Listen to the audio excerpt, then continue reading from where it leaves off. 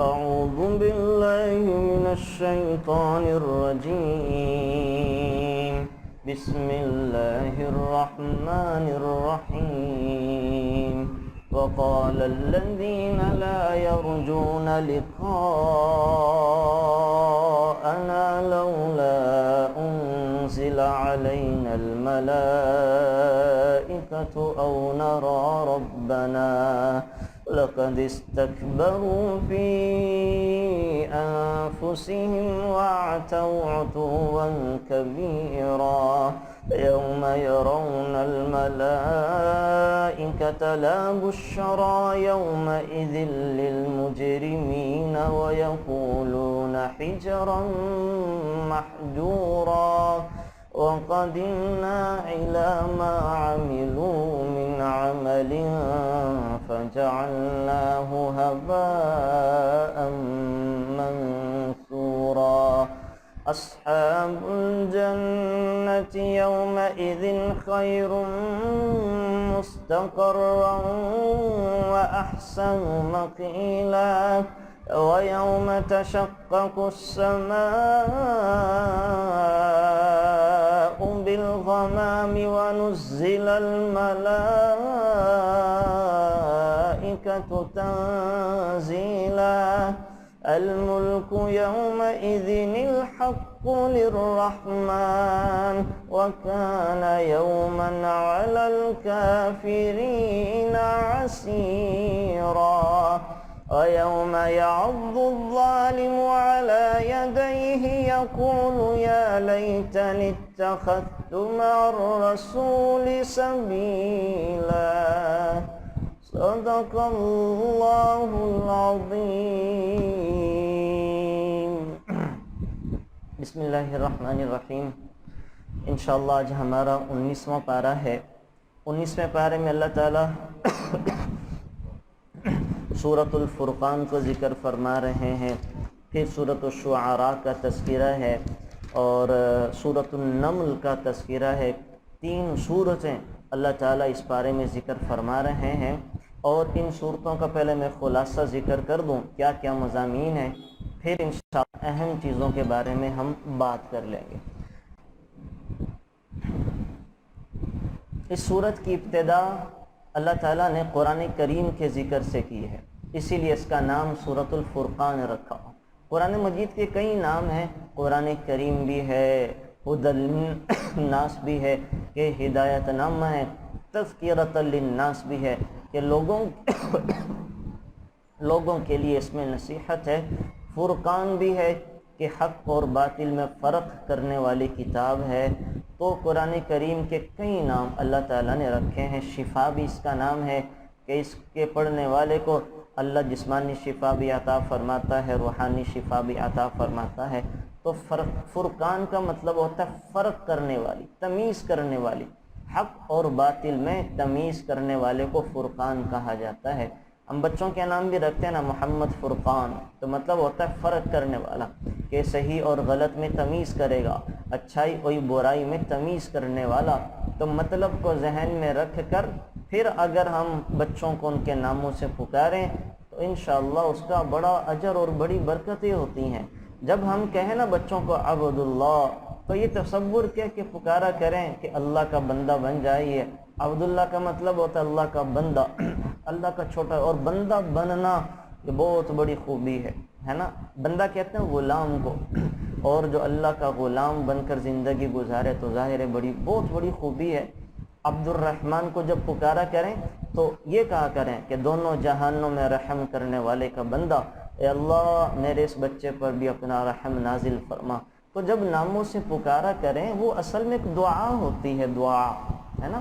نام سے بچوں کو پکارنا، وہ کسی ایسے موقع کے اوپر وہ انسان بچوں کو پکارتا ہے اور اللہ تعالیٰ اس کے حق میں وہ دعا قبول فرما لیتے ہیں. تو ناموں کے مطلب بھی پتہ ہونے چاہیے، ان کی سمجھ بوجھ بھی ہونی چاہیے، تو اس کی بڑی برکتیں ہوتی ہیں.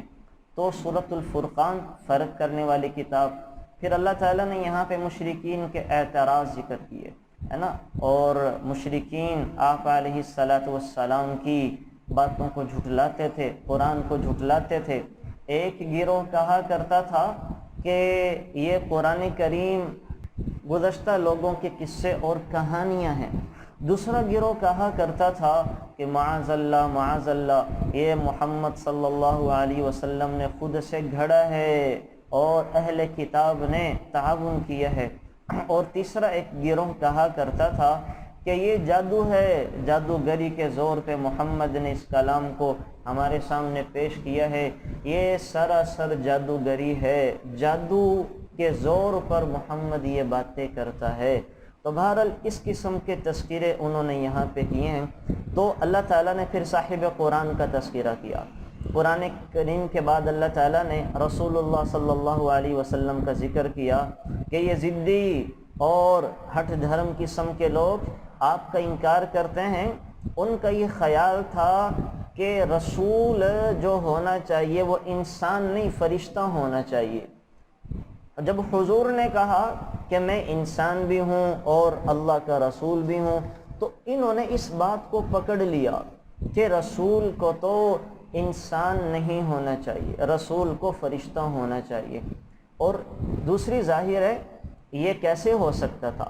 اگر انسان کا رول ماڈل، انسان کا آئیڈیل جس کے پیچھے چلنا ہے وہ اگر اور جنس میں سے ہو، ہے نا، جیسے فرض کریں ہمیں کہا جائے تم شیر کو فالو کرو، بھئی ہم شیر کی اتباع کیسے کر سکتے ہیں؟ وہ جنگلی درندہ ہے، وہ جنگلی جانور ہے، تو یہ تو بات ہی کوئی نہیں بنتی، یہ تو کہنا ہی غلط ہے تم شیر کو فالو کرو۔ یا ہمیں کوئی کہے کہ تم فرشتوں کی اتباع کرو، اللہ ہمیں اگر یہ کہتے تم فرشتوں جیسا بننے کی کوشش کرو، تو یہ بات ہی غلط تھی۔ اس لیے غلط تھی کہ فرشتوں کا میٹیریل اور ہے، ان کی طبیعت مزاج اور ہے، انسانوں کی طبیعت مزاج اور ہے۔ انسان کھاتا پیتا بھی ہے، سوتا بھی ہے، انسان میں نیکی کا جذبہ بھی ہے، گناہ کا جذبہ بھی ہے، انسان میں خواہشات بھی ہیں، کیفیات بھی ہیں۔ انسان اچھائیوں کو دیکھ کے اچھائیوں کی طرف چلتا ہے، برائیوں کو دیکھ کے برائیوں کی طرف چل پڑتا ہے۔ اس میں سستی غفلت بھی ہے، اس میں ہمت اور بڑی طاقت بھی ہے۔ فرشتے کیا ہے؟ فرشتوں میں کچھ بھی نہیں ہے، لا یعصون، ان میں نہ نفسانی خواہشات ہیں نہ گناہ کا مادہ ہے۔ تو ہمیں یہ کہنا کہ فرشتوں کے جیسا بننے کی کوشش کرو، بات ہی غلط تھی۔ یہ بالکل ایسے ہے کہ جیسے 2 سال کے بچے سے کہا جائے کہ تم 1 من وزن اٹھا لو، تو بات ہی غلط ہے۔ تو ان کی یہ بات ہی غلط تھی کہ نبی جو ہے وہ کیا ہونا چاہیے؟ فرشتہ ہونا چاہیے، انسانوں میں سے نبی نہیں ہونا چاہیے۔ اچھا یہ مان لیتے تھے، پھر کیا کہا کرتے تھے کہ مان لیتے ہیں کہ فرشتہ وہ نبی چلے انسان ہو، تو انسانوں میں سے وہ شخص نبی بننے کے لائق تھا جو دنیاوی اعتبار سے سب سے زیادہ خوشحال ہو۔ کسی غریب اور یتیم کو نبوت نہیں ملنی چاہیے تھی، ہے نا، کسی غریب کو اور کسی فقیر کو، یتیم بچے کو نبوت نہیں ملنی چاہیے تھی، یہ اعتراض کیا۔ تو اللہ تعالیٰ نے ان کے سارے اعتراضات کے جواب دیے ہیں۔ آپ کو میں نے اعتراضات بتا دیے کہ رسول وہ فرشتہ ہونا چاہیے تھا، اگر فرشتہ نہ ہوتا تو وہ ہونا چاہیے تھا کوئی مالدار، کوئی سرمایہ دار، یہ ہونا چاہیے تھا۔ اللہ تعالیٰ نے ان کی باتوں کو بڑی وضاحت کے ساتھ دلائل سے توڑا ہے۔ وہ کیا؟ اللہ کہہ رہے ہیں کہ ان کے سوال ہی غلط ہے جو میں نے بتا دیا، ہم پر اچھا یہ اعتراضات تھے، پھر انہوں نے کچھ مطالبے کیے، ڈیمانڈز کی نبی سے۔ ایک ڈیمانڈ یہ کی کہ ہم پر فرشتے کیوں نہیں اترتے، ہے نا، فرشتے اترا کریں ہم پر، تاکہ فرشتے آ کر ہمیں بتائیں کہ محمد صلی اللہ علیہ وسلم اللہ کے نبی ہیں، تو ہم آپ کی بات کو یقین کر لیں گے، مان لیں گے۔ ایک یہ ڈیمانڈ کی۔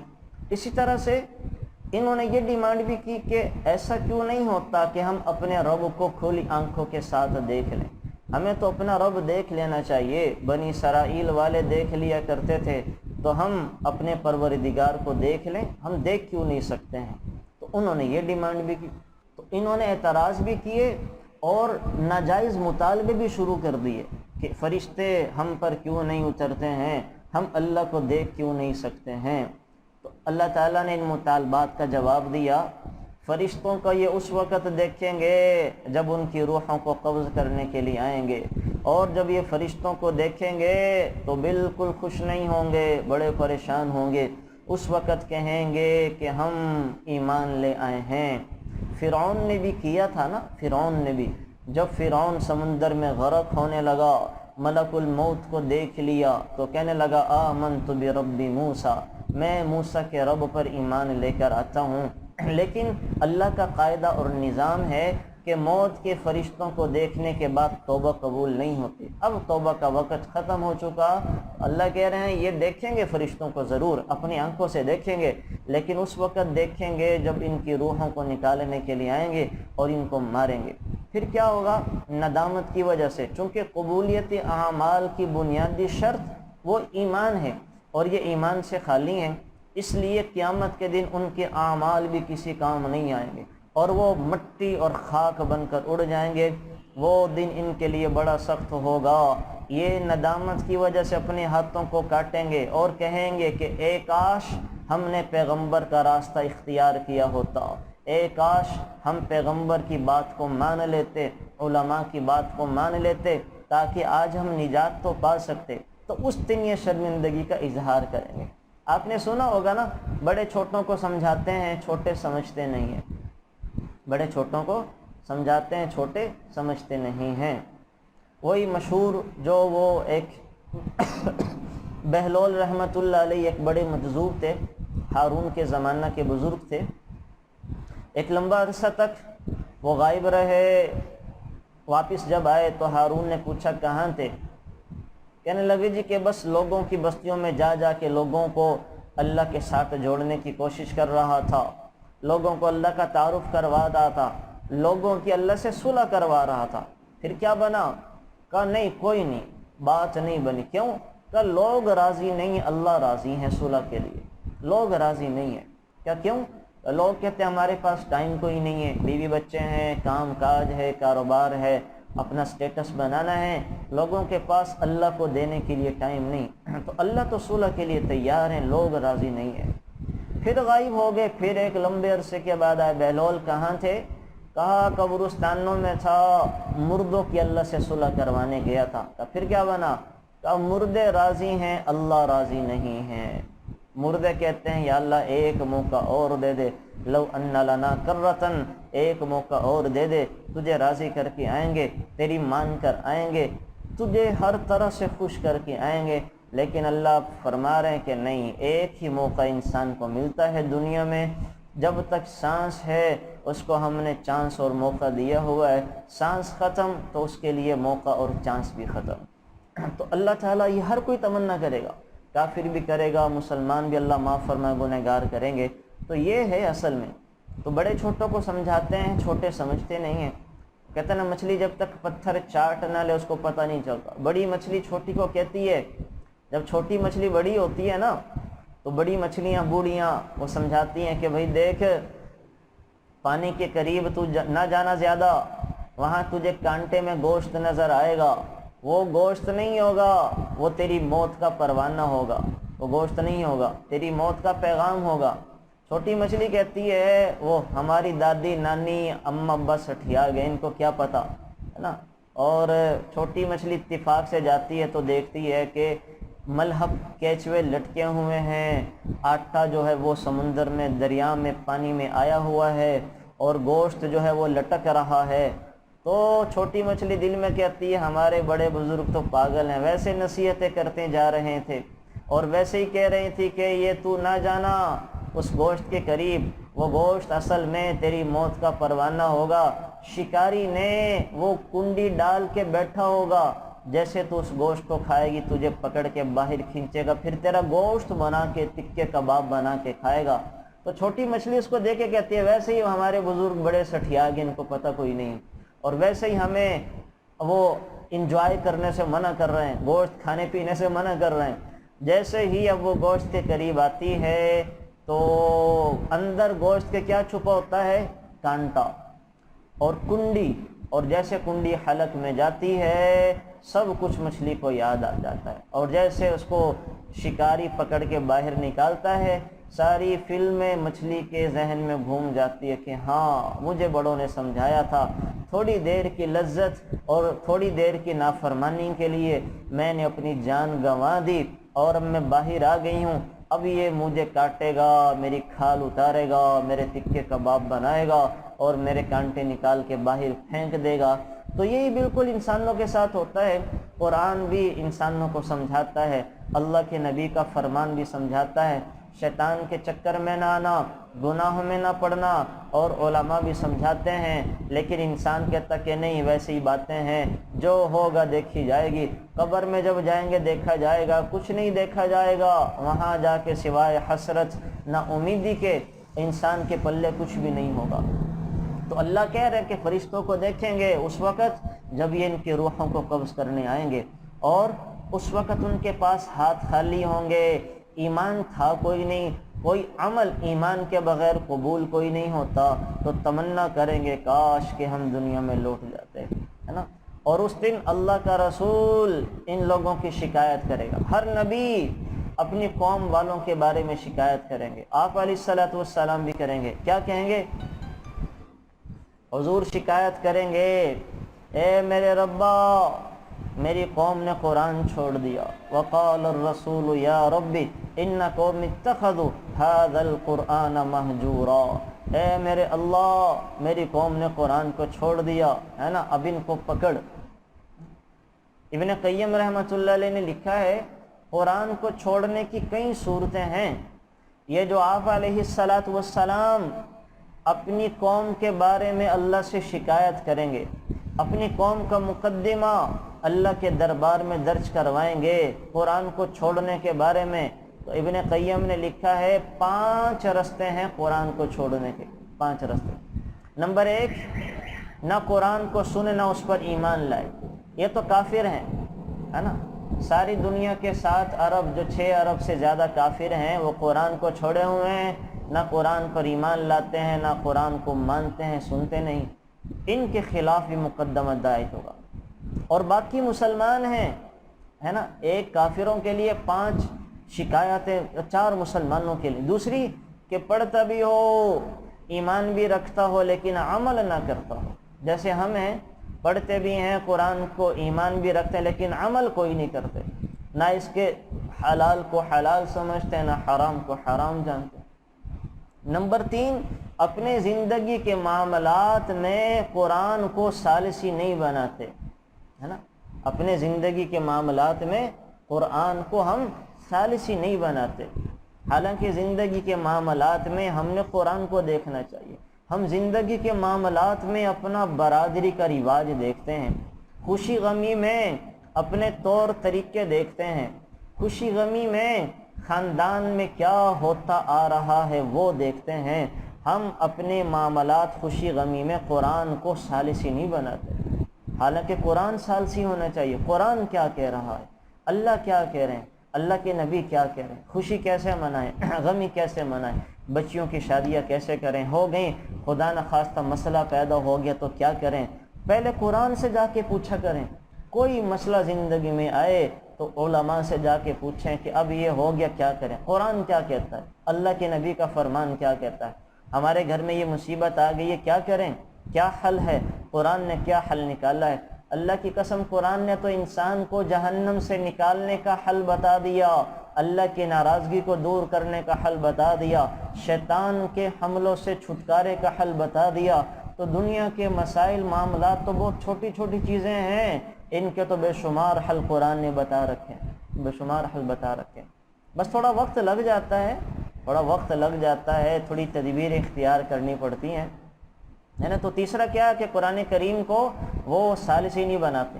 اور چوتھی شکایت کیا ہے کہ قرآن کریم کے معانی میں غور و فکر نہیں کرتے، ہے نا، قرآن کریم کے معنی میں غور و فکر نہیں کرتے۔ ہم قرآن کریم کو پڑھ بھی لیتے ہیں، ایمان بھی لے آتے ہیں، اس کا مطلب اور اس کا پیغام جاننے کی کوشش نہیں کرتے کہ اللہ ہمیں کہہ کیا رہے ہیں، اللہ نے میسیجز کیا کیا کیے ہیں، کیا کیا پیغامات دیے ہیں۔ تو ان میسیجز کو سمجھنے کی ضرورت ہوتی ہے، ان پہ غور کرنا چاہیے۔ اصل تو یہ ہے کہ اللہ کا پیغام کیا ہے، اللہ ہمیں کہہ کیا رہے ہیں۔ تو چوتھائی، اور پانچویں کہ اپنے قلبی امراض میں قرآن سے شفا حاصل نہیں کرتے۔ اپنے قلبی امراض کیا ہیں؟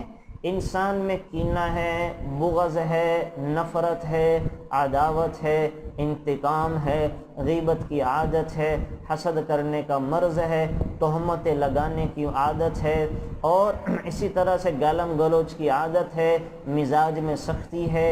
ان چیزوں کے یہ روحانی بیماریاں ہیں۔ یاد رکھیں جیسے جسمانی بیماریاں ہوتی ہیں ہیپاٹائٹس کی شکل میں، کینسر کی شکل میں، ایڈز کی شکل میں، وائرس کی شکل میں، اللہ کی قسم روحانی بیماریاں ان سے زیادہ خطرناک ہیں۔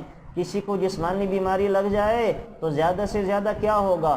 انسان مر جائے گا، بس اس سے زیادہ کچھ بھی نہیں ہوتا۔ لیکن اگر کوئی روحانی بیماریوں کے ساتھ چلا گیا، کوئی کینہ لے کے چلا گیا، بغض لے کے چلا گیا، حسد لے کے چلا گیا، تکبر لے کے چلا گیا، نفاق لے کے چلا گیا، اور بڑی بڑی بیماریاں، یہ کینسر ایڈز سے زیادہ خطرناک ہیں۔ ان کے لگنے والا وہ بڑا گھاٹے میں ہے، بڑا خسارے میں ہے۔ ان کے لگنے والوں کو پھر جیسے بیمار کو صحت مند لوگوں میں نہیں بھیجا جاتا، ان بیماریوں والوں کو جنت میں نہیں بھیجا جا سکتا۔ جیسے بیمار لوگوں کو جو بڑے سنگین بیماریوں میں مبتلا ہوں الگ تھلگ رکھ دیا جاتا ہے، ایسے ہی ان بیماریوں والوں کو الگ تھلگ حشر کے میدان میں کر دیا جائے گا، نیکوکاروں کے ساتھ ان کو جمع نہیں کیا جائے گا۔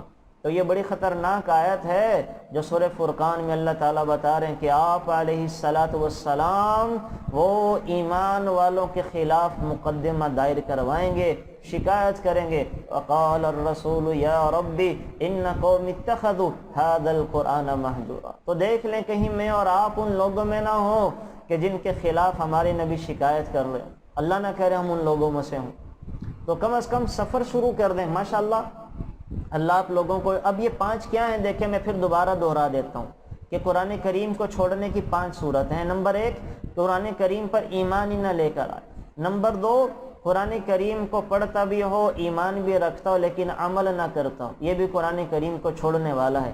نمبر 3، قرآن کریم کو اپنی زندگی کے معاملات میں اور لڑائی جھگڑوں میں ثالثی نہ بناتا ہو۔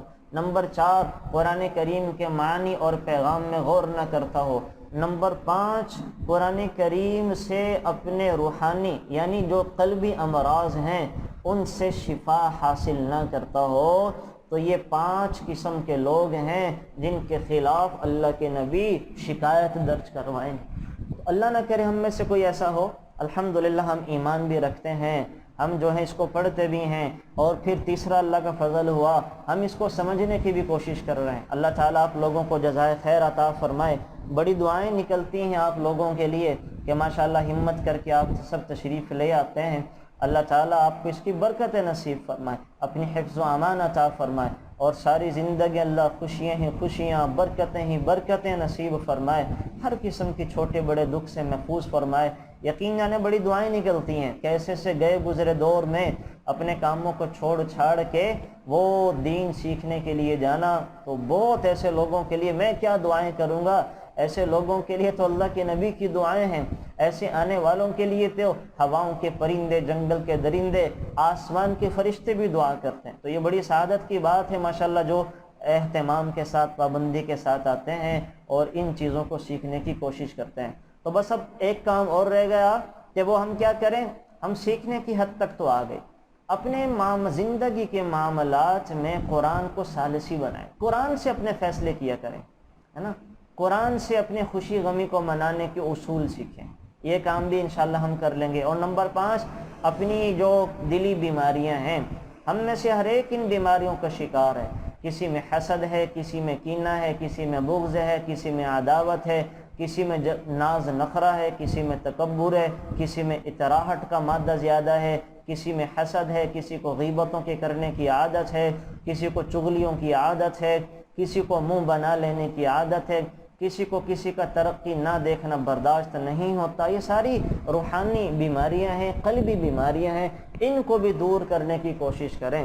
اور انشاءاللہ اب جیسے یہ رمضان گزرے گا نا، رمضان کے بعد میں انشاءاللہ یہ سیریز شروع کروں گا۔ یہ جتنی روحانی بیماریاں ہیں ان کا مداوع کیسے کیا جا سکتا ہے اور روحانی بیماریوں کا پتہ کیسے چلتا ہے، ان کو ڈیٹیل کے ساتھ ہم ذکر کریں گے، تاکہ ہم جیسے اپنے جسم کو بناتے ہیں اپنے روح کو بھی تو بنائیں۔ انشاءاللہ اس دفعہ میرا یہ پروگرام ہے کہ جتنی یہ روحانی بیماریاں ہیں ان کو ہم کیسے اپنی زندگیوں سے ختم کر دیں۔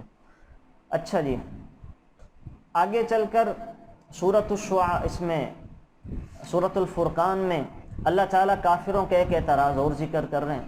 مشرکین یہ اعتراض کرتے تھے کہ جیسے تورات، زبور، انجیل اللہ تعالیٰ نے ایک ہی دفعہ اتار دی ہے، حضرت موسیٰ گئے تورات لے کر آگے، حضرت داود پہ زبور اتار دی، حضرت موسیٰ پہ تورات لے آئے، حضرت عیسیٰ پہ اللہ نے انجیل اتار دی، تو قرآن کریم یہ اکٹھا کیوں نہیں اترتا آسمانوں سے اترتا ہوا ہم دیکھ لیتے، یقین کر لیتے، یہ کیا ہے؟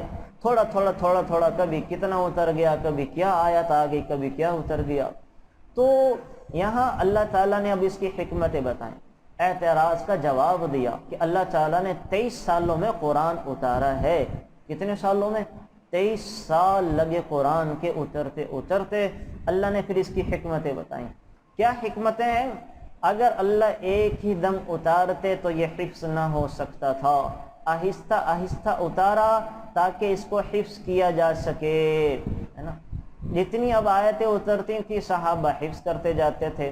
نمبر 2، اس کے معنی کو سمجھا جا سکے، ہے نا۔ اللہ اکٹھا اتار دیتا تو وہ معنی کا سمجھنا مشکل ہو جاتا۔ نمبر 3، اس کے احکام کو محفوظ کیا جا سکتا۔ اگر اکٹھا اترتا تو احکام یہ قرآن کریم میں بے شمار ہے، وہ کیسے محفوظ رہتے۔ نمبر 4، عمل کرنا آسان تھا، عمل کرنا آسان تھا۔ اور نمبر 5، یہاں جو اللہ نے حکمت بیان کی ہے کہ تھوڑا تھوڑا نازل کرنے کا مقصد یہ تھا کہ آپ صلی اللہ علیہ وسلم کا قلب اطہر وہ قرآن کریم سے منور ہوتا رہے، اور آپ علیہ السلام کو جسمانی غذا کی اتنی ضرورت نہیں تھی جتنی روحانی غذا کی ضرورت تھی۔ اور 23 سالوں میں میرے نبی نبوت کے بعد 23 سال نبی بن کے رہے ہیں، تو 23 سال تک اللہ قرآن اتارتا رہا تاکہ میرے نبی کی روح کو غذا اور دل کو طاقت ملتی رہے، کہ نبی کی غذا وہ جسمانی چیزیں نہیں ہیں، ایک نبی کی غذا وہ روحانی چیزیں ہیں اور وہ قرآن کی شکل ہے، تاکہ اللہ قرآن کے ذریعے طاقت پہنچاتا رہے۔ اور پھر اس کی ایک وجہ یہ بھی ہے، قرآن کریم تو یہ نسخہ ہے، بیماریوں کا علاج ہے۔ جیسے ڈاکٹر ہوتا ہے نا، ایک ڈاکٹر کے پاس جائیں، کوئی بندہ بہت زیادہ مریض ہو، وہ دوائیاں بدلتا رہتا ہے، اگر وہ ایک ہی نسخہ دے کے بھئی یہ لو 1 سال تک اس کو کھاتے رہنا، وہ بیچارہ بندے پہ کبھی بیچ میں کیا مرض آ گیا، کبھی کیا مرض آ گیا۔ تو سمجھدار ڈاکٹر وہ مریض کو بلاتے رہتے ہیں، اپنا چیک اپ کروا لینا، ٹیسٹ کروا لینا، اور سمجھدار مریض بھی اپنے معالج سے رابطہ رکھتے ہیں کہ اب دوائی کی تبدیلی کی ضرورت تو نہیں ہے۔ اسی طرح اللہ تعالیٰ نے قرآن کریم کو بطور دواؤں کے اتارا ہے کہ کبھی ایک آیت اتاری دوسری منسوخ کر دی، کبھی ایک حکم اللہ تعالیٰ نے اتارا اور کبھی وہ ختم کر کے دوسرا اتار دیا، ہے نا، حکمت کے ساتھ۔ شراب کی آیات کو اللہ تعالیٰ نے 4 دفعہ اتارا ہے، 4 دفعہ جا کے شراب حرام ہوئی ہے۔ نماز اترتے اور نماز کے احکام اترتے کئی سال لگ گئے ہیں۔ ایک ہی دفعہ اگر اللہ شروع میں کہتا بھئی بندے کے پتر بن کے نماز پڑھو، تو عادت نہیں تھی، اللہ نے آہستہ آہستہ شروع میں نماز میں بولنا بھی جائز تھا، سلام کا جواب دینا بھی جائز تھا، کھانا پینا بھی جائز تھا۔ جب یہ پریکٹس ہو گئی تو آہستہ آہستہ اللہ نے یہ بھی اتار دیا کہ اب نماز میں نہ اوپر نیچے دیکھنا ہے، نہ ہی دل میں وسوسہ آنے دینا ہے، اب یہ آہستہ آہستہ کیا جاتا ہے، یک دم وہ کوئی حکم نافذ نہیں کیا جاتا۔ اس میں اللہ کی حکمتیں تھیں۔ پھر آگے چل کر اللہ تعالیٰ آپ علیہ السلام کو تسلی دے رہے ہیں، ہے نا۔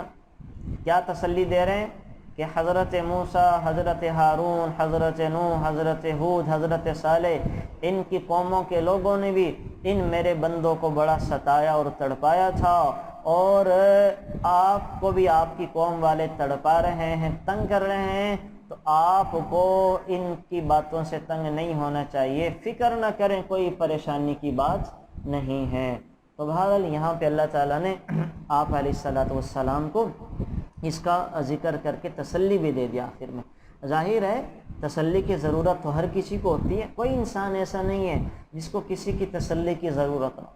تسلی سے انسان کو بہت کچھ مل جاتا ہے۔ بات ہر کوئی زندگی میں کسی نہ کسی کا بڑا ایسا ہوتا ہے کہ اس سے بات کر کے انسان کا حوصلہ بڑھ جاتا ہے، وہ اپنی زندگی پھر سے جینے لگتا ہے، اس کی ساری ٹینشنیں ختم ہو جاتی ہیں۔ ہر کسی کے ساتھ ایسا ہوتا ہے، ہمارے ساتھ بھی ایسا ہے۔ ہم جب زندگی میں پریشان ہوتے ہیں، ہم نے بھی اپنے ایک ایسے بڑے رکھے ہوئے ہیں کہ ان سے بات کر کے ہمیں تسلی ہو جاتی ہے، اور کسی سے بات کر کے تسلی نہیں ہوتی۔ آپ کے پاس بھی ایسے زندگی میں ایسے خاندان میں کوئی جان پہچان والوں میں بڑے ہوں گے کہ ان سے اپنا دکھ، اپنا شکوہ ذکر کر کے اس کا حل نکل آتا ہے۔ اللہ کے نبی کو تسلی دینے والے کون تھے؟ ابو بکر بھی ہیں، اور حضرت عمر بھی ہیں، آپ کی بیویاں بھی ہیں، اور سب سے بڑھ کر جبریل بھی ہیں، اور کل کائنات کے رب کبھی کبھی وہ خود بھی میرے نبی کو تسلیاں دیتے ہیں کہ آپ پریشان نہ ہوں۔ جب بات بہت بڑھ جائے تو اللہ خود نبی کو تسلیاں دینے کے لیے آتا ہے۔ پھر آگے چل کر اللہ تعالیٰ نے ایمان والوں کی صفات بتائی ہیں، یہ انشاءاللہ ہم ڈیٹیل کے ساتھ ذرا پڑھ لیں گے کہ ایمان والوں کی عباد الرحمن کون ہیں، رحمان کے بندہ خاص کون ہیں، ان کی خوبیاں میں آپ کو ابھی انشاءاللہ وہ بتا دیتا ہوں۔ اس کے بعد سورۃ الشعراء ہے۔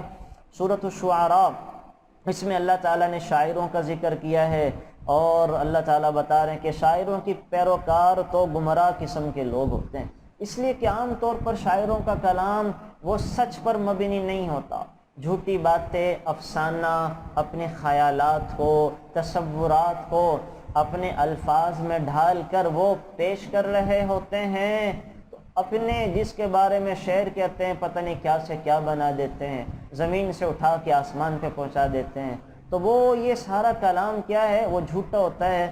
تو اللہ کے نبی، اللہ قرآن میں فرما رہے ہیں کہ شاعروں کے پیروکار تو وہ اکثر کیا ہوتے ہیں، گمراہ ہوتے ہیں۔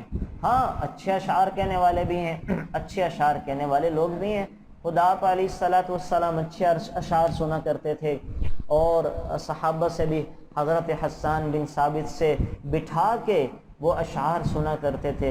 زمانہ جاہلیت کے کچھ لوگ تھے، ان کی اچھی باتیں تھیں، وہ ان کے اشعار سنا کرتے تھے۔ تو اچھے اشعار کہنے والے کم ہوتے ہیں اور برے اشعار کہنے والے زیادہ ہوتے ہیں، اور اللہ تعالیٰ فیصلہ اکثریت پر سناتے ہیں۔ اکثریت جس طرف ہوتی ہے ویسا سا حکم نافذ ہوتا ہے، تو چونکہ اکثریت وہ شعراء کی غلط ہے، اس وجہ سے اکثریت کے بارے میں اللہ نے فیصلہ کرتے ہوئے کہہ دیا کہ اکثر لوگ جو شعراء کے پیچھے لگتے ہیں وہ گمراہ ہوتے ہیں۔ پھر آگے چل کر اللہ تعالیٰ نے سورۃ شعراء میں حضرات انبیاء علیہم السلام کے قصے بتائے ہیں۔ حضرت موسیٰ کا قصہ بتایا اور فرعون کا واقعہ ذکر کیا۔ حضرت موسیٰ کو فرعون نے کہا کہ میں نے تجھ پر احسان کیا تھا، پال پوس کے بڑا کیا، اور تو نے مجھے یہ صلہ اور بدلہ دیا، تو نے ہمارے ہی بندوں کو قتل کرنا شروع کر دیا۔ تو فرعون نے حضرت موسیٰ کا مذاق بھی اڑایا، اور تو اور حضرت موسیٰ کے رب کا بھی مذاق اڑاتا رہا۔ تو اللہ تعالیٰ نے پھر حضرت موسیٰ علیہ السلام کو معجزے دیے، لاٹھی کا معجزہ دیا، لاٹھی کا معجزہ دیا، اور پھر جو ہے وہ جادوگروں کو نیچا دکھانے کے لیے جادوگروں کو میدان میں لے کر آئے، اور یہ سارے وہ پہلے میں ذکر کر چکا ہوں۔ حضرت ابراہیم کا قصہ ذکر کیا، اور حضرت ابراہیم علیہ السلام نے اپنی قوم والوں کو توحید کی دعوت دی، اور دعوت میں 5 باتیں ذکر کی کہ میرا رب تو وہ ہے جو مجھے پیدا کرنے والا بھی ہے، ہدایت دینے والا بھی ہے، میرا رب تو وہ ہے جو مجھے رزق دینے والا بھی ہے، میرا رب تو وہ ہے جو بیماریوں سے شفا بھی دیتا ہے، میرا رب تو وہ ہے جو زندہ بھی کرتا ہے، مارتا بھی ہے، اور میرا رب تو وہ ہے جو ہمارے گناہوں کو معاف بھی کرے گا۔ تو اس کے بعد حضرت ابراہیم علیہ السلام نے 5 دعائیں بھی کی ہیں اللہ تعالیٰ سے۔ اے اللہ مجھے عقل و دانش عطا فرما، علم عطا فرما۔ نمبر 2، اے اللہ میرا اچھا تذکرہ جاری فرما، یہ دعا کرنا بھی جائز ہے۔ اے اللہ مجھے اس قابل بنا کہ جب میں مروں تو میرا اچھا نیک نامی ہو۔ تو نیک نامی کی دعا کرنا بھی انبیاء کی سنت ہے نا۔ یا اللہ لوگوں میں میرا اچھا تذکرہ جاری فرما۔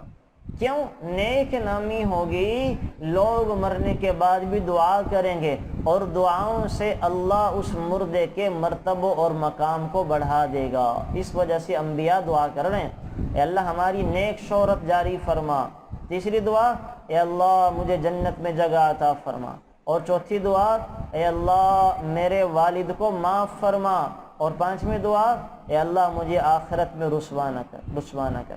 تو یہاں پہ اللہ تعالیٰ نے یہ قصہ بھی ذکر کیا، حضرت صالح کا قصہ بھی ذکر کیا کہ حضرت صالح کی قوم باوجود اس کے کہ ان کے پاس مادی وسائل ہیں، رزق کی فراوانی ہے، امن و تحفظ ہے، سرسبز و شاداب باغات ہیں، ساری اللہ کی نعمتیں ہیں، لیکن اللہ تعالیٰ کی ناشکری کی، اللہ کی نافرمانی کی، تو اللہ تعالیٰ نے ان کو زلزلے کے ذریعے ہلاک کر دیا۔ تو اللہ نے یہاں یہ پیغام دیا کہ ہر ناشکری قوم کا انجام ہلاکت کی صورت میں ہوتا ہے۔ ہر ناشکری قوم کو اللہ ہلاکت کا جام پلاتے ہیں۔ اچھا یہ قوم ناشکری کرے تب بھی تباہی و بربادی ہے، خاندان ناشکری کرے تب بھی تباہی و بربادی ہے، اگر کوئی انفرادی طور پہ اللہ کا ناشکر بن جائے تو تب بھی اس کی تباہی اور بربادی ہے نا۔ اور اس کے بعد اللہ تعالیٰ نے جو حضرت شعیب کا قصہ ذکر کیا اور حقوق العباد کچھ ذکر کیے، پھر سورۃ النمل میں، نمل بولتے ہیں چیونٹی کو، دیکھ لیں اللہ کی شان دیکھیں آپ، چیونٹی کے نام پر پوری سورت اللہ نے اتار دی۔ کیوں؟ اللہ تعالیٰ کو خیر خواہی کا جذبہ بڑا پسند ہے۔ ایک ہوتا ہے عبادت کا جذبہ، ایک ہوتا ہے اپنی ذات کو کچھ بننے اور بنانے کا جذبہ، اور ایک ہوتا ہے خلق خدا کے ساتھ خیر خواہی کا جذبہ۔ اللہ تعالیٰ کو سارے جذبوں میں سب سے زیادہ پسند جذبہ وہ انسانوں کی خیر خواہی ہے۔ جو خیر خواہی کے جذبے سے زندگی گزارتا ہے اللہ تعالیٰ اس کے وارے نیارے کر دیتے۔ یہ ادا اللہ کو سب سے زیادہ پسند ہے، خیر خواہی کا جذبہ۔ آپ اندازہ لگائیں، ایک چیونٹی نے اپنی برادری کی خیر خواہی کی، حضرت سلیمان کی قوم گزرنے لگی تو چیونٹی اپنی برادری سے کہہ رہی ہے اپنی اپنی بلوں میں چلے جاؤ ورنہ مارے جاؤ گے، سلیمان کے لشکر کے پاؤں کے نیچے روندی جاؤں گی، اپنی اپنی بلوں میں چلی جاؤ۔ اللہ تعالیٰ کو اس ایک چیونٹی کی ادا اتنی پسند آئی کہ یہ اپنی برادری کی خیر خواہی کر رہی ہے، تو اللہ تعالیٰ نے اس کے نام پر پوری سورت اتار دی۔ تو خیر خواہی کا جذبہ اللہ کو بڑا پسند ہے، حد سے زیادہ پسند ہے۔ سورۃ المومن اتار دی، ابھی آگے جا کے 24ویں پارے میں آ جائے گی کہ ایک بندے نے حضرت موسیٰ کی خیر خواہی کے جذبے سے حضرت موسیٰ کو راز بتا دیا، اللہ تعالیٰ نے اس کے نام پر سورت اتار دی۔ سورہ یاسین میں حبیب نجار کی خیر خواہی کا تذکرہ کر دیا۔ تو خیر خواہی کا جذبہ بڑا پسند ہے۔ تو دنیا میں جتنے بھی جذبے ہیں، اپنی اپنی ذات کا جذبہ، اپنا اپنا بنانے کا جذبہ، عبادت کا جذبہ، ان سارے جذبوں میں سب سے زیادہ پسندیدہ اور مرغوب جذبہ اللہ کے ہاں وہ انسانوں کی خیر خواہی کا جذبہ ہے۔ یہ جذبہ میں اور آپ بھی اپنے اندر پیدا کر سکتے ہیں۔ آپ گھر میں خاتون خانہ ہیں، گھر والوں کو خوش کرنا شروع کر دیں، گھر والوں کی خیر خواہی آپ کے سامنے سب سے اہم چیز ہو، اللہ آپ کا بھی تذکرہ حشر کے میدان میں کریں گے۔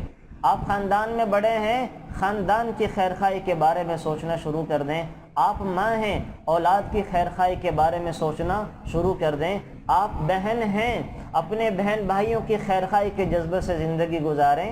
آپ بیٹی ہیں، اپنے ماں باپ اور بڑوں کی خیر خواہی کے جذبے سے زندگی گزاریں۔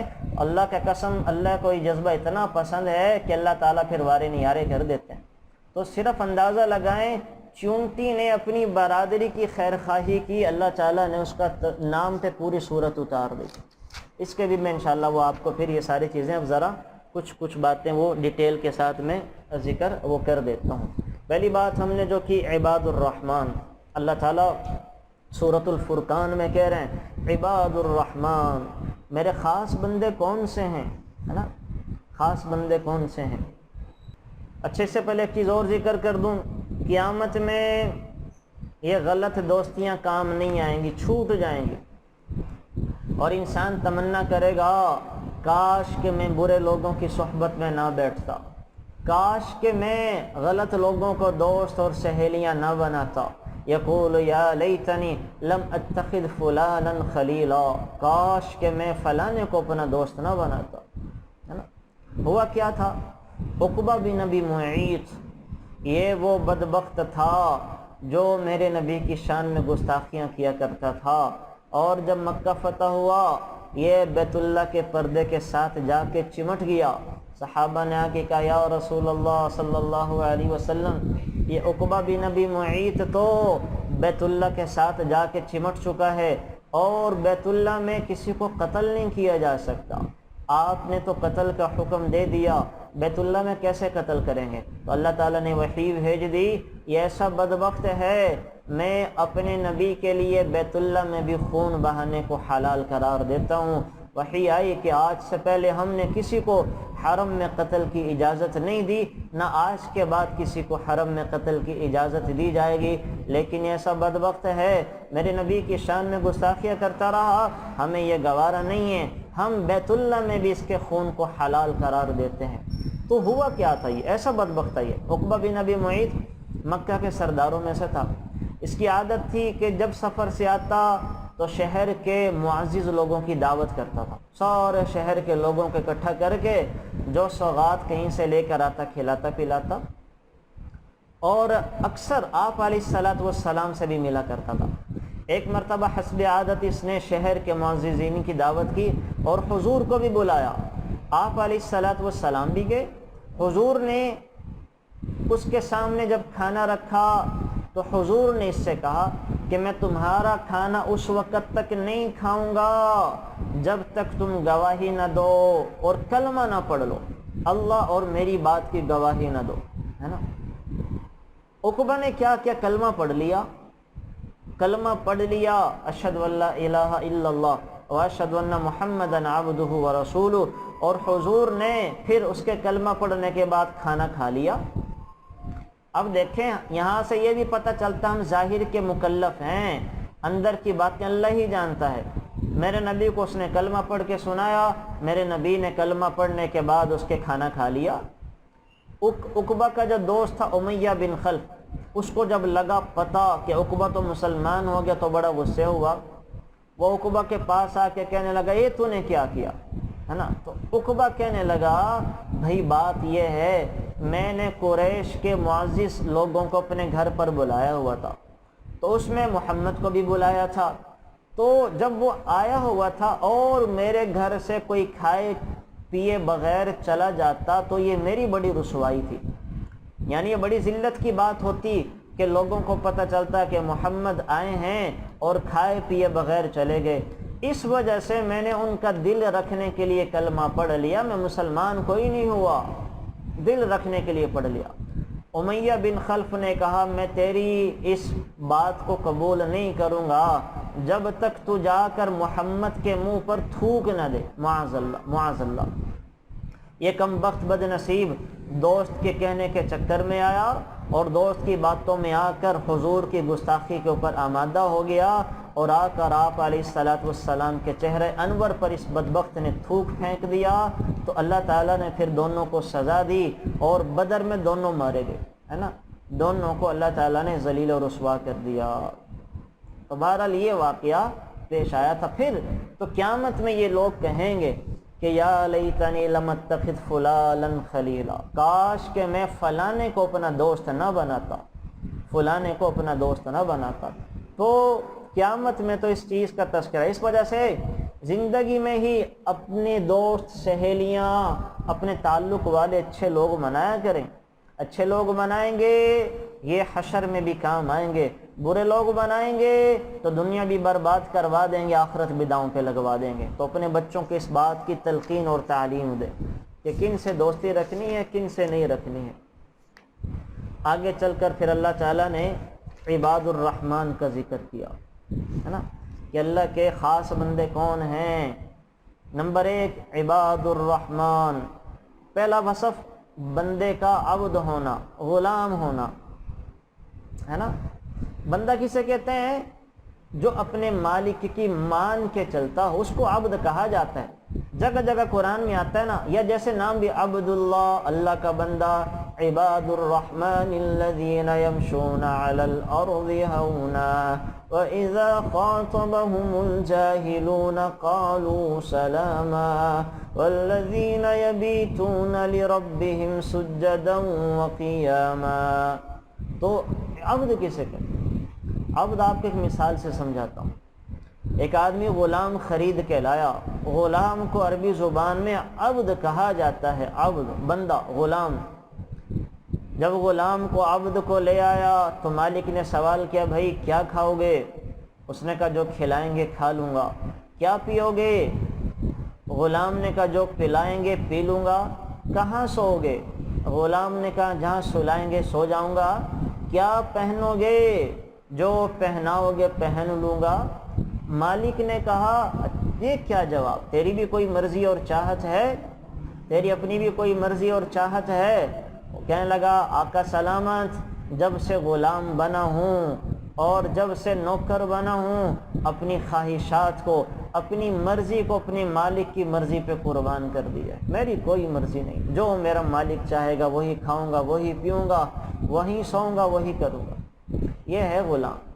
تو ہم نے بھی اللہ کو یہی کہنا، یا اللہ جیسا سا آپ رکھیں گے بس فضل فرما، ہم کمزور ہیں، ناتواں ہیں، اپنی مہربانیاں حلال فراوانیاں کری رکھ یا اللہ، ورنہ تو یا اللہ جو آپ کہیں گے وہ کروں گا، جیسے سے حکم دیں گے ویسے سے کروں گا۔ جس میں یہ بات آ جائے وہ ہے غلام، اور غلام ہونا یہ سب سے بڑی خوبی ہے۔ عبد بن جانا یہ ولی بننے سے بڑا انعام ہے، بندہ خاص بن جانا۔ اسی وجہ سے اللہ تعالیٰ نے حضور کی جو خوبیاں بتائی ہیں، سب سے بڑی خوبی کیا کہی؟ اپنا بندہ خاص، سبحان الذی اسریٰ بعبدہ، اپنے بندہ خاص کو لے کر گئے ہیں معراج پہ۔ تو بہرحال پہلی خوبی کیا ہے؟ بندہ بننا، وہ جس کو ہم اپنی زبان میں بندے دا پتر بھی کہتے ہیں، بندے انسان کا پتر بن، تو یہی وہی بندہ ہے، اس کو وہی سمجھ لیں آپ۔ دوسری کیا ہے؟ یمشون علی الارض ہونا، ایمان والے کیا کرتے ہیں؟ خاص اللہ کے بندے۔ یہ دیکھیں عباد الرحمن کا تذکرہ ہو اور اللہ کے خاص بندے کون؟ دوسری خوبی کیا ہے؟ کہ زمین پر چلتے ہیں تو تکبر کے ساتھ نہیں چلتے، اکڑ اکڑ کے نہیں چلتے، آہستہ چلتے ہیں، اکڑ کے نہیں چلتے۔ تیز چلنا بھی میرے نبی کی سنت ہے۔ آپ علیہ السلام کا چلنا بہت آہستہ نہیں تھا، بلکہ تیزی کے ساتھ ہوتا تھا۔ حدیث میں آتا ہے کأنما الارض تطوی لہ، گویا کہ زمین آپ کے لیے سمیٹ دی گئی ہے۔ حضرت عمر فاروق نے ایک شخص کو دیکھا بہت آہستہ آہستہ چل رہا تھا، پوچھا کیا تو بیمار ہے؟ اس نے کہا نہیں، تو آپ نے اس پر کوڑا اٹھایا اور حکم دیا کہ قوت کے ساتھ چل۔ تو آہستہ آہستہ دیکھیں، تو تھی چہل قدمی، وہ تو کوئی بات نہیں، لیکن رستوں میں وہ ٹہل ٹہل کے چلنا یہ شریف لوگوں کی علامت نہیں ہے۔ شریف لوگ تو تیزی کے ساتھ گزر جاتے ہیں، چلے جاتے ہیں۔ اچھا جی، تیسری خوبی کیا ہے؟ وَإِذَا خَاطَبَهُمُ الْجَاهِلُونَ قَالُوا سَلَامًا۔ عباد الرحمن کون ہیں؟ جب جاہلوں سے گفتگو کرتے ہیں تو کیا کہتے ہیں؟ سلام، یار ہماری جان چھوڑ دو، ہے نا۔ اس کے ساتھ الجھتے نہیں ہیں، اس کی باتوں کا، بیوقوفانہ باتوں کا جواب نہیں دیتے، بلکہ کیا کرتے ہیں؟ بڑے اچھے انداز میں اس سے اپنی جان چھوڑاتے ہیں۔ اور یہ جو ہے نا سلام، مطلب یار سلام کو ہم کیوں کہتے ہیں؟ جان چھڑانے کے لیے بھی، تو وہ اس سے اپنی جان چھڑا کے سلام کہہ کے چلے جاتے ہیں، اس کی باتوں کا جواب نہیں دیتے، انتقام کی طرف نہیں آتے۔ اور چوتھی خوبی کیا ہے؟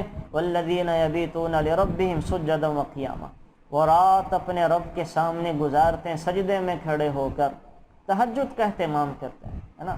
عباد الرحمن کی ایک بڑی خوبی تہجد کا اہتمام کرتے ہیں، اپنے رب کے سامنے رات کو ضرور کھڑے ہوتے ہیں۔ حضرت ابن عباس نے فرمایا جس شخص نے عشاء کے بعد 2 یا زیادہ رکعتیں پڑھ لیں وہ بھی اس حکم میں داخل ہو گیا۔ کتنی فضیلت کی بات ہے۔ اگر شہری میں نہیں اٹھ سکتے، تہجد میں جاگ نہیں ہوتی، تو رات کو سونے سے پہلے جو 2 رکعتیں پڑھ لے گا تو انشاءاللہ وہ بھی عباد الرحمن میں داخل ہو جائے گا۔ اور آپ علیہ السلام نے تو فرمایا جس شخص نے عشاء کی نماز با جماعت پڑھی اور فجر کی نماز باجماعت پڑھی اس کو ساری رات عبادت کرنے والا سمجھا جائے گا۔ تو مرد تو جماعت کے ساتھ پڑھ لیں، عورتیں عشاء کی نماز عشاء کے وقت میں اگر پڑھ لیں، فجر کی نماز فجر کے وقت میں پڑھ لیں، تو اللہ تعالیٰ ان کے نامہ اعمال میں ساری رات کی عبادت کا ثواب لکھ دیتے ہیں۔ تو کتنا بڑا عمل ہے، اس کا اہتمام کریں۔ پانچویں خوبی کیا ہے؟ والذین یقولون ربنا اصرف عنا عذاب جہنم، یعنی جو اللہ تعالیٰ کے مقبول لوگ ہوتے ہیں وہ بے خوف ہو کر نہیں بیٹھتے، ہر وقت ان کے دل میں خوف خدا رہتا ہے، آخرت کی فکر رہتی ہے، اللہ سے دعائیں کرتے ہیں، اے اللہ ہمیں جہنم کے عذاب سے بچا، اے اللہ جہنم کا ایندھن نہ بنانا، اے اللہ ہمیں جہنم کے عذاب سے بچانا۔ تو عباد الرحمن اپنی دعاؤں میں اللہ تعالیٰ سے جہنم سے پناہ بھی مانگتے ہیں، تو یہ بھی اپنی دعا کا حصہ بنا، یا اللہ ہم سب کو آخرت کی تنگیوں سے، آخرت کی مشکلوں سے، جہنم کے عذاب سے محفوظ فرمانا۔ اور چھٹی خوبی کیا ہے؟ والذین اذا انفقوا لم یسرفوا ولم یقتروا وکان بین ذلک قواما، کہ اللہ کے رحمان کے بندے وہ ہیں جب خرچ کرتے ہیں نہ تو کنجوسی سے کام لیتے ہیں اور نہ ہی بالکل وہ کھلا کھلا سارا ہی خرچ کرتے، اعتدال میں رہتے ہیں، ہے نا، اعتدال میں، نہ تو حضور کی طرح کہ آپ علیہ الصلوۃ والسلام نے اپنا قمیض بھی اتار کر دے دیا، نماز کے لیے کپڑا بھی نہیں رہا، اور نہ ہماری طرح کہ وہ کچھ بھی نہیں ہم خرچ کرتے رہے خدا میں، اللہ کے راستے پہ لگاتے نہیں ہیں۔ تو عباد الرحمن وہ ہیں جو درمیان میں ہیں، ہر خرچ کرنے کی جگہ پہ اپنا حصہ ضرور ڈالتے ہیں، ہر جائز جگہ پر ضرور اپنی حیثیت کے مطابق خرچ کرتے ہیں، اور ہر ناجائز جگہ پر دھیلا بھی نہیں لگاتے، ایک پیسہ بھی حرام اور ناجائز جگہ پہ نہیں لگاتے، وہاں بخیل بن جاتے ہیں، کنجوس ترین بن جاتے ہیں حرام جگہوں پر خرچ کرنے سے، اور حلال جگہ پر خرچ کرنے کے بارے میں سخی بن جاتے ہیں۔ یہ ہیں وہ لوگ جن کو اللہ عباد الرحمن کا پروٹوکول اور ٹائٹل دے رہا ہے۔ اور ساتویں خوبی کیا ہے؟ والذین لا یدعون مع اللہ الہا آخر، اللہ کے سوا کسی اور کو خدا نہیں بناتے۔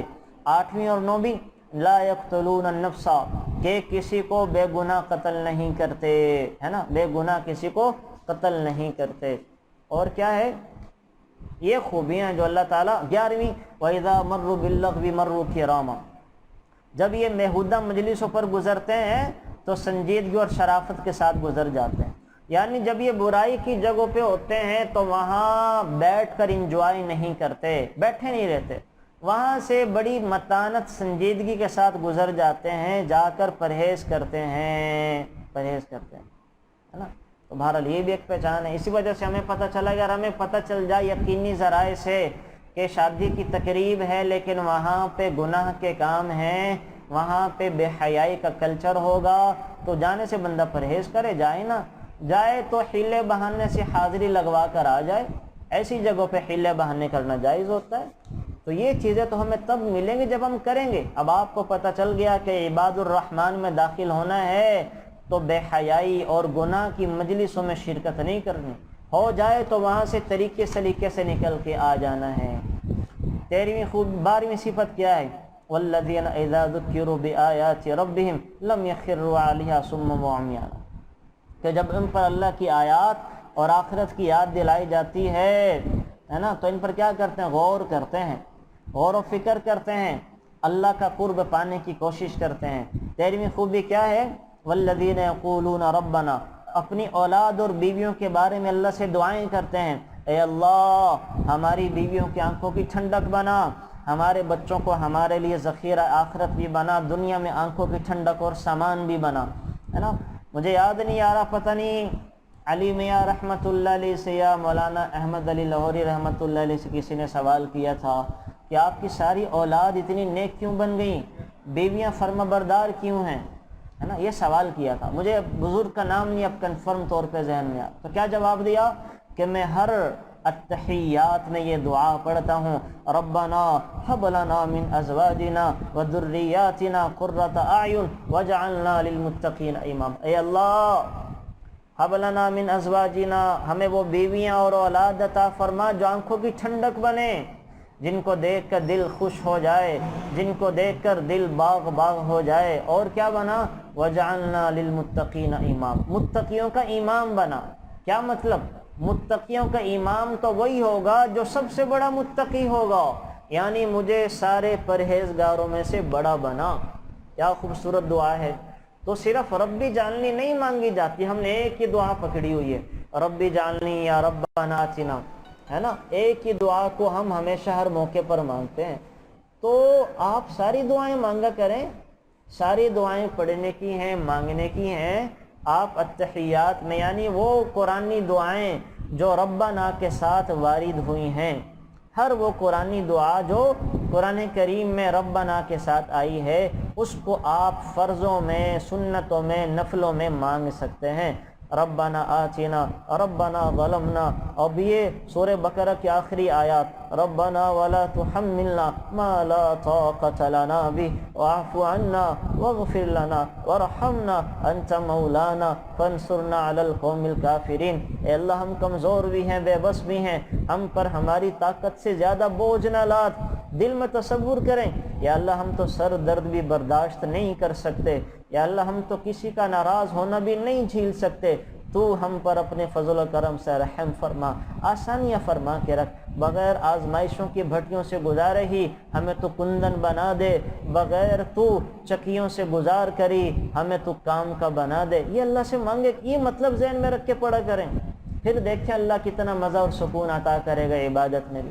سو سنتوں میں پڑھیں، نفلوں میں یہ ضروری نہیں ہے کہ آپ ہر نماز کے بعد ہاتھ اٹھا کر دعا مانگیں، عورتوں کی عادت بنی ہوتی ہے نا، خواہ مخواہ ہر نماز کے بعد وہ ہاتھ اٹھا کر دعا مانگتی ہیں، حالانکہ کیفیت نہیں بنی ہوئی، حالانکہ آپ کو گھر میں بیٹے کی طرف سے، خاوند کی طرف سے آواز آ چکی ہے، تو اب آپ نفل پڑھ رہے ہیں، نفل کے بعد دعا نہ مانگے، بلکہ کیا کریں، اسی نفل کے تحیات میں آپ کیا کر لیں، دعائیں مانگ لیں، ربنا آتنا مانگ لیں، ربنا حب لنا مانگ لیں، ربنا ظلمنا مانگ لیں، ربنا ولا تحمل علینا اسرا والی مانگ لیں، ہے نا، یہ مانگ لیں، رب اشرح لی صدری ویسر لی امری، یہ مانگ لیں۔ کیا خوبصورت دعائیں ہیں، ان کے بس ترجمے سیکھ لیں۔ میں آپ سے ضرور کہوں گا یہ قرآنی دعاؤں کے ترجمے ہماری ساری مائیں بہنیں سیکھ لیں، اور پھر التحیات میں یہ پڑھیں اور مانگے، دیکھیں کتنا مزہ آئے گا، کتنا لطف آئے گا۔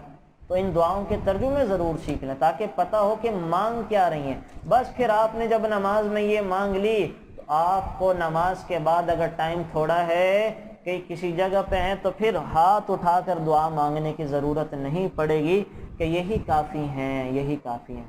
تو اس کا یہاں پہ، اس پہ اللہ تعالیٰ نے یہ ختم کیا ہے اس سورت کو، ربنا حب لنا من ازواجنا وذریاتنا قرۃ اعین وجعلنا للمتقین اماما۔ اس کو پڑھ لیں۔ اللہ تعالیٰ نے یہاں پہ یہ، یعنی دعائیں کی بڑی برکتیں، وظیفہ بھی ہے اور اللہ اس سے بڑے کام بناتا ہے۔ تو الحمدللہ اللہ نے میرا بھی اس سے بڑا ایک کام بنایا، تو ہر ایک کے اللہ بنائے گا انشاءاللہ، تو ان کا اہتمام کریں۔ آگے چل کر اللہ تعالیٰ سورۃ النمل میں حضرت سلیمان علیہ السلام کا تذکرہ کر رہے ہیں۔ میں حضرت سلیمان کے کچھ حالات ذکر کر دیتا ہوں۔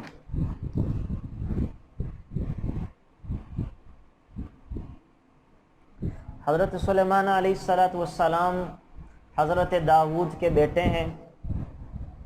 بچپن سے ہی اللہ تعالیٰ نے انہیں بہت کچھ عطا کیا، سمجھداری، اور حضرت داؤد کا جانشین بنا۔ 13 سال کے تھے، 13 سال میں کوئی کسی کا جانشین نہیں بنتا، لیکن اللہ تعالیٰ نے حضرت سلیمان کو 13 سال میں ہی حضرت داؤد کا جانشین بنا دیا، اور جانشین ہونے کے 4 سال بعد حضرت سلیمان نے مسجد اقصی کی تعمیر کا کام جنات سے لینا شروع کر دیا، ہے نا؟ اور پھر حضرت سلیمان نے عجیب دعا کی، نہ ایسی دعا کسی نے کی، نہ ایسی دعا اللہ نے کسی کی پوری کی۔ کیا مانگ لیا؟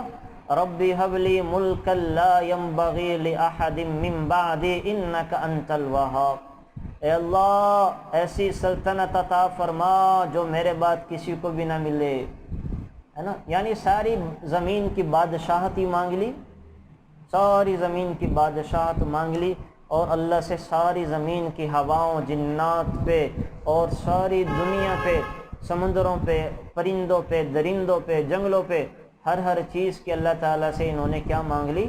وہ حکومت مانگ لی۔ اور پھر اللہ نے دی بھی، اللہ تعالیٰ نے دی بھی۔ حضرت سلیمان علیہ الصلاۃ والسلام کی بے شمار خصوصیات ہیں، میں چند ذکر کر کے پھر آگے بڑھتے ہیں۔ پرندوں کی بولیاں بھی سکھا دی تھی، ہے نا۔ حضرت سلیمان علیہ الصلاۃ والسلام سمجھ لیتے تھے کہ پرندہ کیا کہہ رہا ہے، کس چیز کی ضرورت ہے۔ ہر پرندے کی زبان اللہ تعالیٰ نے حضرت سلیمان علیہ الصلاۃ والسلام کو سکھا دی تھی۔ اور کیا کیا، ہواؤں کو ان کے تابع کر دیا، جہاں چاہتے تھے چلتے تھے، اور ہوا کے ذریعے ایک صبح اور شام میں 1 مہینے کی مسافت طے کر لیتے تھے۔ 1 مہینے کا سفر ایک صبح یا شام میں کر لیتے تھے۔ صبح سے شام تک 1 مہینے کا سفر، شام سے صبح تک 1 مہینے کا سفر طے کرتے تھے۔ اور یہ سفر کرتے کس پہ تھے؟ تخت دیا تھا جس کا نام تھا تخت سلیمانی، جو ہوا میں اڑتا پھرتا تھا۔ حضرت سلیمان نے لکڑی کا ایک بڑا عظیم تخت بنوایا تھا، جس پر خود اور ان کے گھر والے، ان کے جنات اور ان کے قیمتی جانور سوار ہوا کرتے تھے۔ ہوا کو حکم دیتے، وہ اس عظیم الشان تخت کو اپنے کاندھوں پر اٹھا کر جہاں چاہتی تھی چلتی تھی۔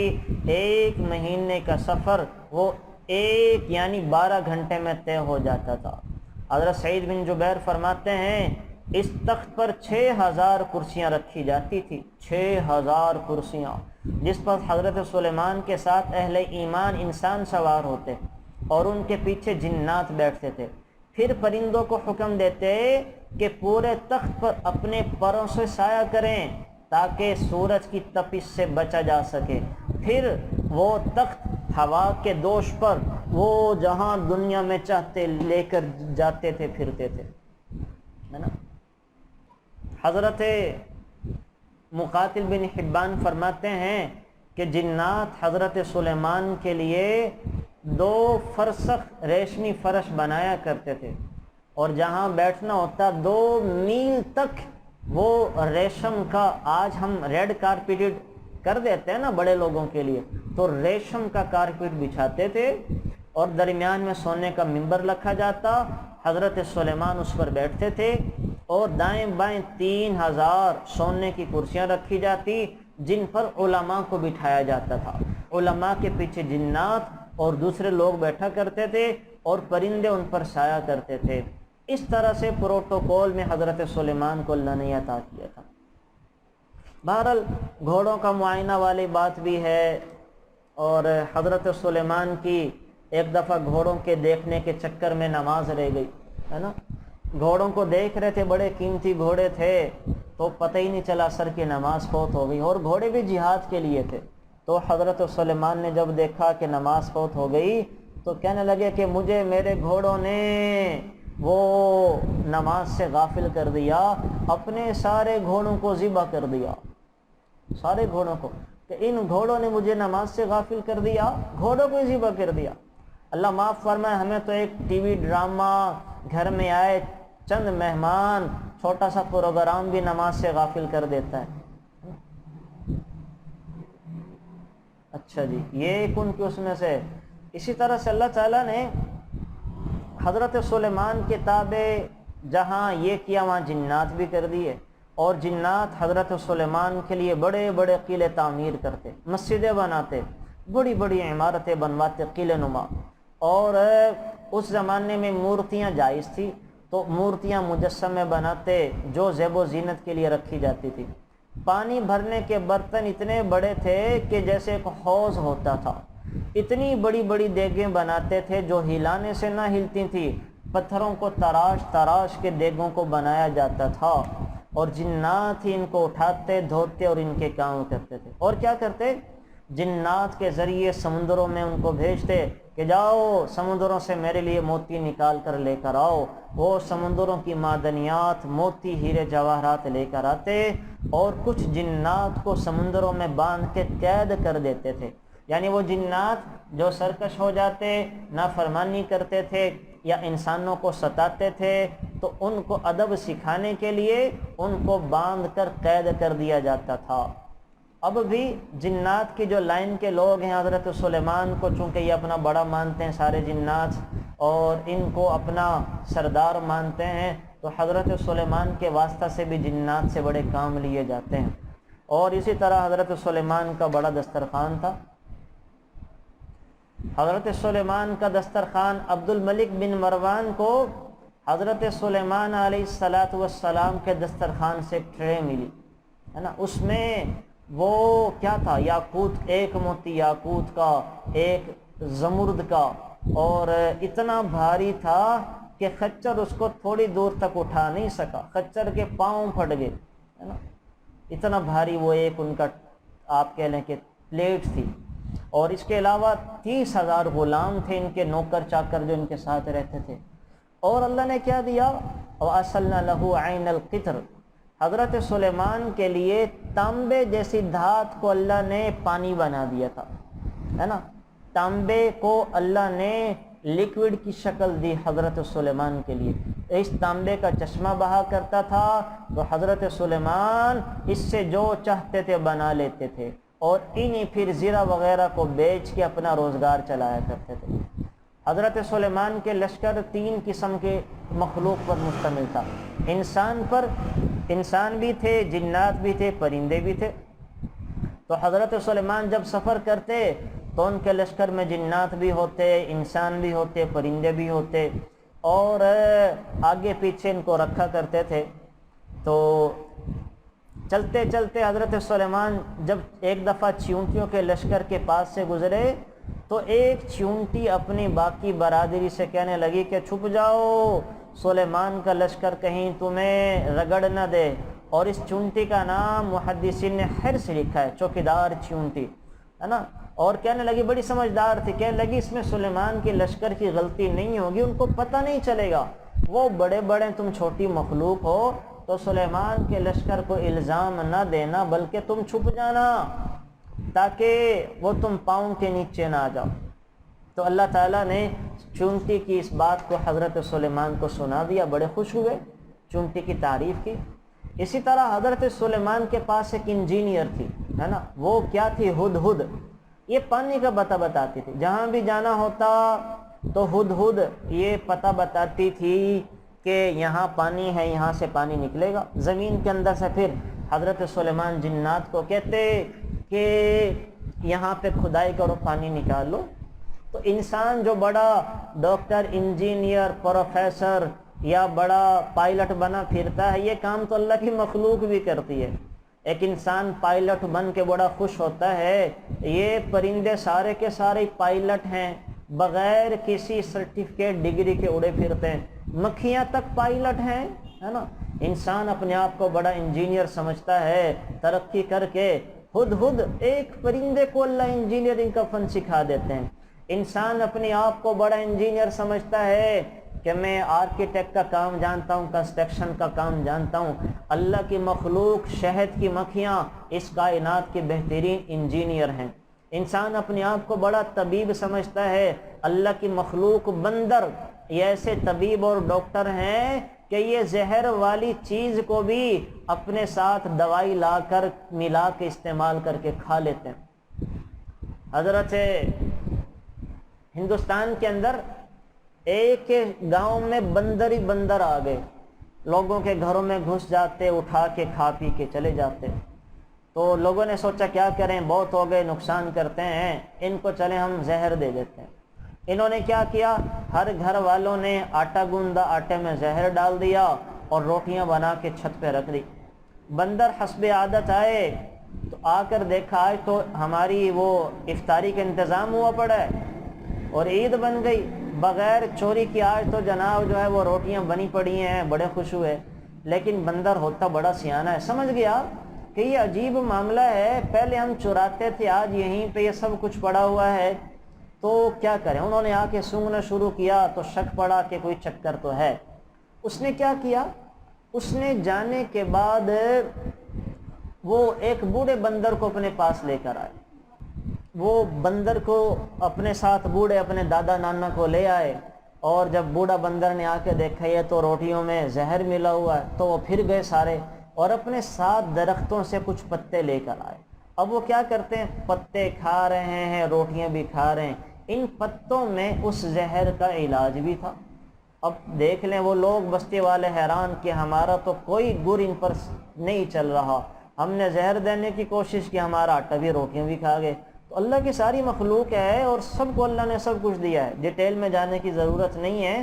تو بس سب سے مشکل کام دنیا میں وہ اچھا انسان بننا ہے، اللہ کا بندہ بن کے زندگی گزارنا ہے، اچھا انسان بننا، یہی بہت بڑی بات ہے، یہی کافی ہے۔ تو بہرحال ہدہد انجینئر ہوتی تھی، تو ہدہد کے ساتھ حضرت سلیمان جا رہے تھے، ان کو ہدہد نظر نہیں آئی، تو حضرت سلیمان نے کیا کیا، اپنے لوگوں سے کہا وَتَفَقَّدَ الطَّيْرَ فَقَالَ مَا لِيَ أَرَى الْهُدْهُدْ، ہدہد نظر نہیں آ رہی، کہاں ہیں؟ اگر ہدہد نے اپنے غائب ہونے کی کوئی معقول وجہ نہیں بتائی تو میں ذبح کر ڈالوں گا یا اس کو سخت سزا دوں گا۔ ہدہد آئی تو پوچھا کہاں تھے، کیوں غیر حاضری لگی؟ کہنے لگی کہ جی میں ایک ایسی جگہ پہ گئی جو صنعاء سے 3 میل کے فاصلے پر ہے، اور وہاں تو بڑے اچھے لوگ رہتے ہیں، ایک ملکہ بلقیس ہے، لیکن وہ ہیں سارے کافر۔ حضرت سلیمان نے جب تحقیق کروائی تو پتہ چلا کہ ہاں کچھ لوگ ہیں اور وہ اللہ کے نافرمان ہیں، تو حضرت سلیمان نے ملکہ کے نام خط لکھا۔ حضرت سلیمان نے خط لکھا ملکہ کے نام کہ میں اللہ کا بندہ سلیمان ہوں، تو میرے پاس چلی آ ایمان لا کر۔ ملکہ بلقیس نے اپنے وزراء سے مشورہ کیا کہ کیا کریں، وزراء کہنے لگے کہ ہم جنگ کریں گے، بڑے طاقتور ہے۔ ملکہ نے کہا کہ نہیں، وہ اللہ کے نبی ہیں، اور اللہ کے نبی جب چاہتے ہیں جہاں چاہتے ہیں پھر بڑا وہ خون خرابہ بھی کرتے ہیں، تو ہمیں ان کے پاس چلے جانا چاہیے۔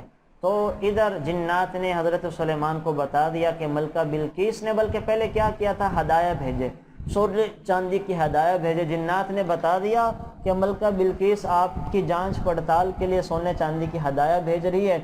حضرت سلیمان نے ایک لمبی سڑک بچھانے کا جنات کو کہا، انہوں نے سونے کی سڑک بچھا دی اور دائیں بائیں جانور کھڑے کر دیے عجیب الغریب قسم کے۔ وہ جب ان کے مہمان وہ سفیر آئے ہیں تو یہ جانور سونے کی سڑک پہ پیشاب کر رہے تھے، پخانہ کر رہے تھے، یہ شرما گئے کہ ہم تو سونا چاندی تھوڑا سا لائیں، یہاں تو سڑکیں سونی چاندی کی ہیں۔ جب آ کے انہوں نے حضرت سلیمان کا پروٹوکول دیکھا تو اپنی قوم کو جا کے بتایا کہ وہ تو اللہ کے نبی ہیں، ان کی بات مان لینی چاہیے۔ چنانچہ ملکہ بلقیس بھی وہاں سے چلی، اور وہاں سے جب آئی ہے تو حضرت سلیمان نے ادھر جنات سے کہا کہ کون ہے جو بلقیس کے تخت کو لے کر آئے گا۔ اس میں بھی بڑی دلچسپ چیزیں ہیں، انشاءاللہ وہ بھی تفصیل کے ساتھ کبھی پھر جب سبق کم ہوا تو میں ذکر کر دوں گا۔ تو ملکہ بلقیس کا تخت ہے، جنات نے کہا ہم ایک دن ایک شام میں لے آئیں گے۔ ایک عالم تھے آصف بن برقیہ، اسم اعظم ان کے پاس تھا، کہنے لگے سلیمان آپ اپنی آنکھیں بند کریں، میں تخت کو لائے دیے دیتا ہوں۔ حضرت سلیمان نے آنکھیں بند کی، انہوں نے دعا کی، اسم اعظم کی برکت سے اللہ تعالیٰ نے تخت کو وہاں پہ لا کھڑا کیا۔ اور جب تخت آیا ملکہ بلقیس پہنچی تو حضرت سلیمان نے ملکہ بلقیس کے لیے ایک شیش محل بنوایا تھا، اس کو دھوکہ دینے کے لیے، آزمانے کے لیے۔ تو وہ جب وہ شیش محل پر آئی اس نے سمجھا پانی ہے، نیچے پانی چھڑوا دیا، اس نے اپنی پنڈلی کا کپڑا اٹھایا تو وہ جب دیکھا پانی کوئی نہیں ہے، شیشہ تھا، بڑی شرمائی اور بڑی بیچارے کی سبکی بھی ہوئی۔ قصہ مختصر، حضرت سلیمان کے اوپر ایمان لے آئی اور حضرت سلیمان اور ملکہ بلقیس کا نکاح بھی ہو گیا۔ اور حضرت سلیمان نے اس کی عقل کو پرکھنے کے لیے کہا اہذا عرشک، کہنے لگی ہاں ایسا ہی میرا بھی عرش تھا، میرا تخت تھا۔ حضرت سلیمان نے کہا کہ یہی تو تیرا تخت ہے، اور یہی میں نے وہاں سے اپنے علم اور طاقت کی زور پہ اللہ کے فضل سے پلک جھپکنے میں منگوا لیا ہے۔ تو بہرحال یہاں پہ یہ ذکر کیا ہے، اللہ تعالیٰ مجھے آپ کو اس پوری صورت میں جو عباد الرحمن ہم نے رحمان کے بندوں کی خصوصیات پڑھی ہیں، اللہ ہم میں سے ہر ایک کو ہماری نسلوں میں یہ تمام خوبیاں اور خصوصیات پیدا فرما دے۔ اللہ ہمیں اس کی برکت نصیب فرمائے، پورے دین پر چلنا آسان فرما دے۔ آخر دعوانا الحمدللہ رب العالمین۔ Thanks for watching. Please subscribe, like, share Mufti Sufyan.